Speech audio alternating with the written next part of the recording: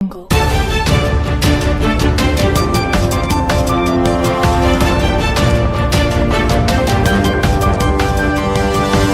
Audio jungle.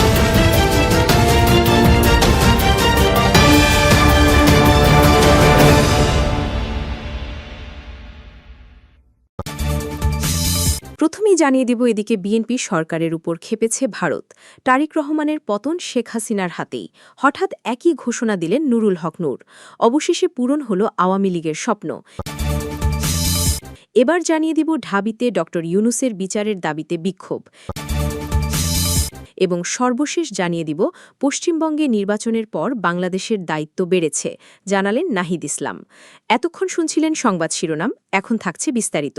তার আগে ভিডিওটিতে একটি লাইক দিয়ে কমেন্ট করে জানিয়ে দিন আপনি আমাদের ভিডিওটি কোন জেলা থেকে দেখছেন বা শুনছেন।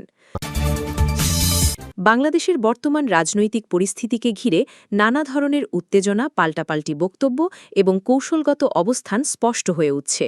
বিশেষ করে বিএনপি, আওয়ামী লীগ, জামায়াত এবং ভারতের ভূ রাজনৈতিক অবস্থান নিয়ে এখন রাজনৈতিক অঙ্গনে ব্যাপক আলোচনা চলছে। আপনি যে বিষয়গুলো তুলে ধরেছেন সেগুলোর ভিত্তিতেই বিশ্লেষণ করলে দেখা যায় বাংলাদেশের রাজনীতিতে এখন সবচেয়ে বড় প্রশ্ন হচ্ছে ভবিষ্যৎ ক্ষমতার ভারসাম্য কোন দিকে যাবে এবং কোন শক্তি কাকে ব্যবহার করে আবার রাজনৈতিকভাবে পুনরুত্থান ঘটাতে চাইবে। বর্তমান পরিস্থিতিতে বিএনপির ভেতরে ও বাইরে চাপ বাড়ছে বলে রাজনৈতিক মহলে আলোচনা রয়েছে।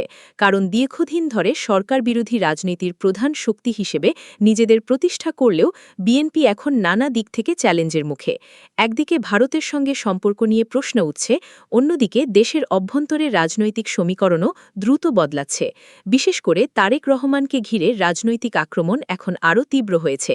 আওয়ামী লীগপন্থী মহল দীর্ঘদিন ধরেই দাবি করে আসছে যে বিএনপির নেতৃত্ব দুর্বল হচ্ছে এবং সময়ের সাথে সাথে রাজনৈতিকভাবে তারা আরও কোণাঠা হবে। আপনার বক্তব্যে একটি গুরুত্বপূর্ণ বিষয় এসেছে, শেখ হাসিনার সম্ভাব্য প্রত্যাবর্তন নিয়ে আলোচনা। বাস্তবতা হল আওয়ামী লীগ এখনও বাংলাদেশের সবচেয়ে সংগঠিত রাজনৈতিক দলগুলোর একটি। দলটির তৃণমূল নেটওয়ার্ক, পুরনো প্রশাসনিক অভিজ্ঞতা এবং আন্তর্জাতিক পর্যায়ে যোগাযোগ এখনও শক্তিশালী।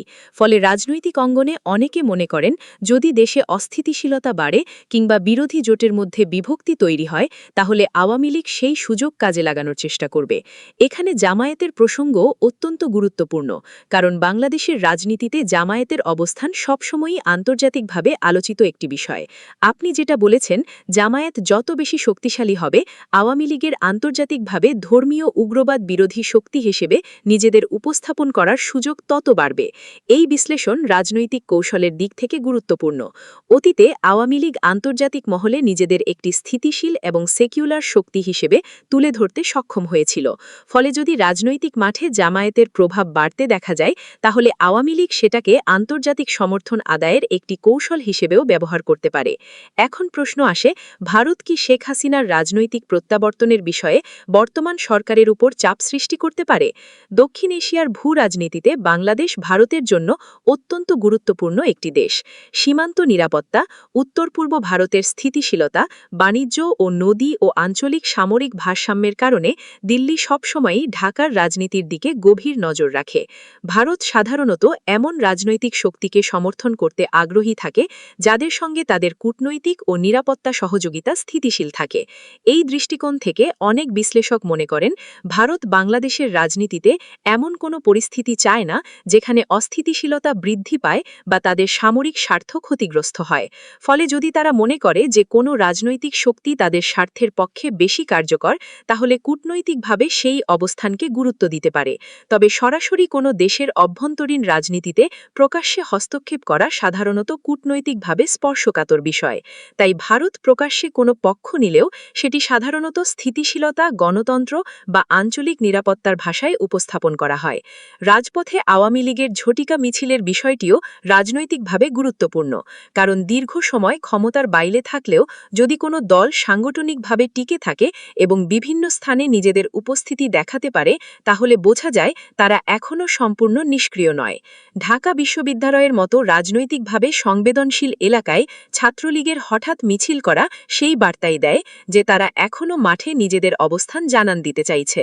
বাংলাদেশের রাজনীতিতে সুযোগ বুঝে প্রবেশ করার কৌশল নতুন কিছু নয়।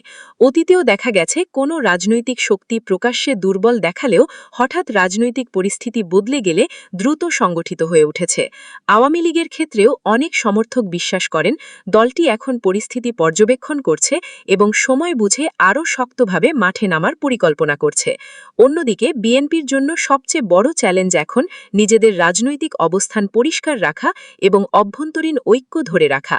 কারণ যদি বিরোধী রাজনীতির ভেতরে বিভাজন বাড়ে তাহলে সেটি স্বাভাবিকভাবেই আওয়ামী লীগের জন্য রাজনৈতিক সুযোগ তৈরি করবে।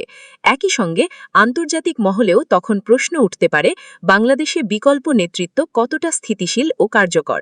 সব মিলিয়ে বাংলাদেশের রাজনীতি এখন অত্যন্ত স্পর্শকাতর এক পর্যায়ে দাঁড়িয়ে। আওয়ামী লীগ নিজেদের পুনর্গঠনের ইঙ্গিত দিচ্ছে, বিএনপি চাপের মুখে রয়েছে, জামায়াতকে ঘিরে নতুন সমীকরণ তৈরি হচ্ছে এবং ভারত পুরো পরিস্থিতি নিবিড়ভাবে পর্যবেক্ষণ করছে।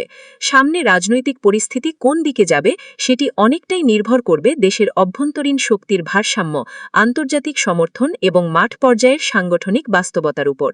চট্টগ্রামে অনুষ্ঠিত এক রাজনৈতিক যোগদান অনুষ্ঠানে জাতীয় নাগরিক পার্টি এনসিপির আবাহক নাহিদ ইসলাম সাম্প্রতিক পশ্চিমবঙ্গের নির্বাচন এবং তার প্রভাব নিয়ে গুরুত্বপূর্ণ বক্তব্য দিয়েছেন।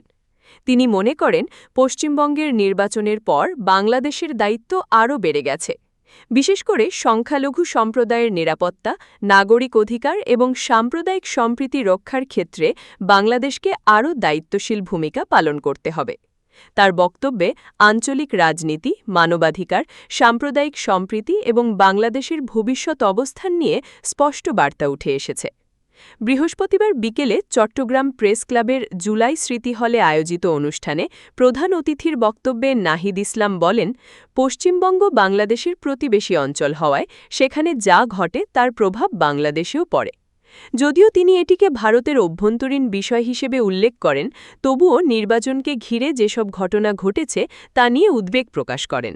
তার ভাষ্যমতে নির্বাচনের আগে কয়েক লাখ ভোটারের নাগরিকত্ব কেড়ে নেওয়া হয়েছে এবং তাদের ভোটাধিকার প্রয়োগে বাধা দেওয়া হয়েছে। তিনি দাবি করেন এসব মানুষের বড় অংশ ছিল মুসলমান এবং মতুয়া সম্প্রদায়ের সদস্য। নাহিদ ইসলাম বলেন, তিনি এ বিষয়টি সংসদেও উত্থাপন করেছেন। তার মতে পশ্চিমবঙ্গে মুসলমানদের ওপর নির্যাতন, ভোটাধিকার সংকুচিত করা এবং সংখ্যালঘু সম্প্রদায়ের মধ্যে ভয়ের পরিবেশ তৈরি হওয়ার বিষয়গুলো শুধু ভারতের মধ্যেই সীমাবদ্ধ থাকবে না, বরং এর প্রভাব বাংলাদেশেও পড়তে পারে। তিনি আশঙ্কা করেন এ ধরনের পরিস্থিতি দক্ষিণ এশিয়া জুড়ে সাম্প্রদায়িক উত্তেজনা বাড়াতে পারে। তিনি আরও বলেন, নির্বাচন পরবর্তী সময়েও পশ্চিমবঙ্গে মুসলিম, মতুয়া, দলিত এবং অন্যান্য সংখ্যালঘু সম্প্রদায়ের ওপর নির্যাতনের খবর পাওয়া যাচ্ছে বলে তারা মনে করছেন।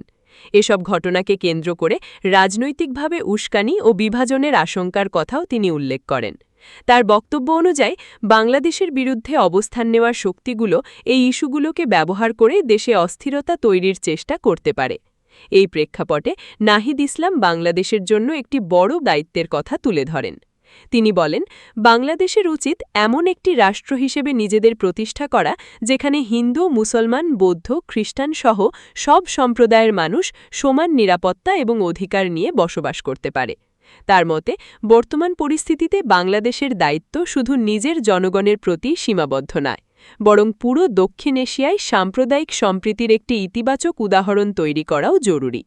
নাহিদ ইসলাম জোর দিয়ে বলেন, বাংলাদেশকে এমন একটি রাষ্ট্রে পরিণত করতে হবে যেখানে সংখ্যালঘুরা সবচেয়ে বেশি নিরাপদ বোধ করবে।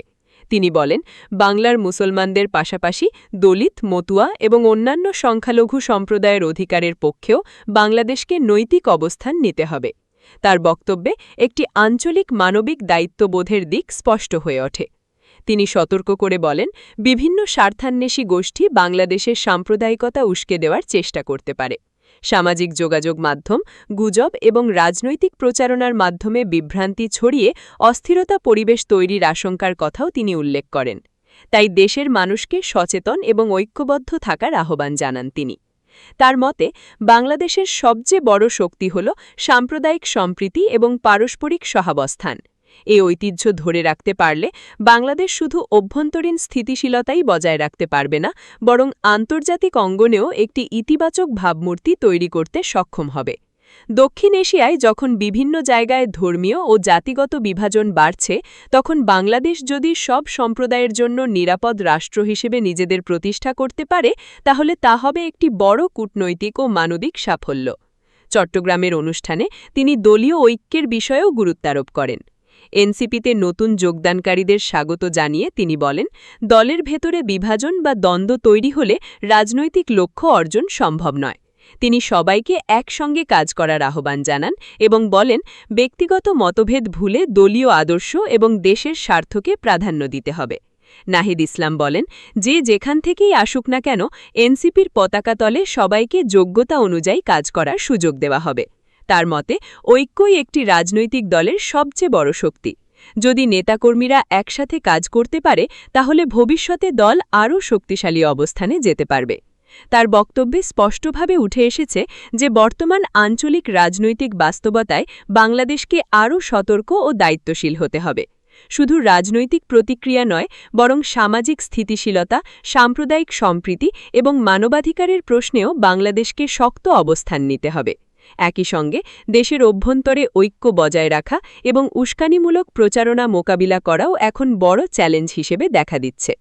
সব মিলিয়ে চট্টগ্রামের এই অনুষ্ঠানে নাহিদ ইসলামের বক্তব্য শুধু দলীয় রাজনীতির মধ্যে সীমাবদ্ধ ছিল না, বরং তিনি আঞ্চলিক পরিস্থিতি, সংখ্যালঘু অধিকার, সাম্প্রদায়িক সম্প্রীতি এবং বাংলাদেশের ভবিষ্যৎ ভূমিকা নিয়ে একটি বিস্তৃত রাজনৈতিক বার্তা দেওয়ার চেষ্টা করেছেন।